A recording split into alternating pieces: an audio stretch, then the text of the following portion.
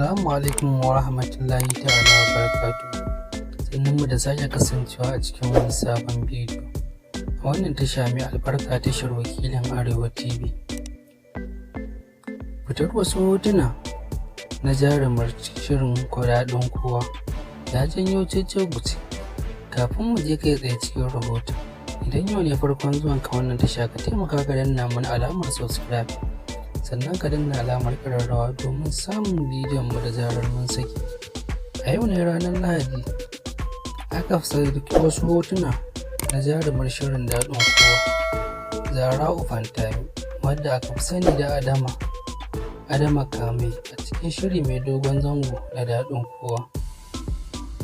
An wallafa wasu hotuna nata wanda suke nuna cewa za ta zama amarya da ita da wani matashin saurayi mai suna Isiyaku a Katsina.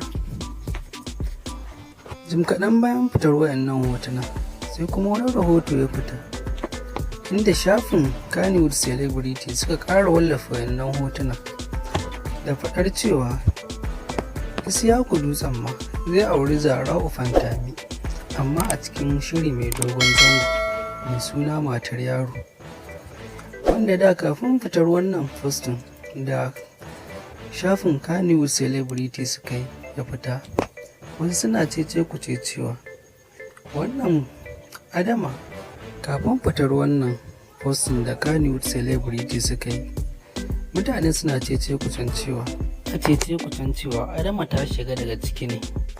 Bayan fitar wannan postin ne mutane wasu daga ciki sun fahimta, amma wasu kuma da haka har yanzu ba su yadda ba, a inda wasu suke cewa in dai har gaske ne ba a wani rike ba, to me yasa bata fito ta yi magana ba, inda wasu har yanzu suke tsammanin jiran wai za ta fito ta yi magana. Bayan kuma an wallafa a wannan hotuna cewa wannan abu ba wai aure ba ne ta yi na gaske, wani shiri ne da ake ɗauka mai dogon zango wanda aka yi wa lakabin suna da Matar Yaro, inda a nan ne za mu sako muku kaɗan daga cikin wa'annan hotuna da aka wallafa domin kuma ku gane wa idonku. Kar ku manta ku danna alamar subscribe, sannan ku danna alamar ƙararrawa. Wannan tasha mai albarka tashar wakilin Arewa TV. Mun gode.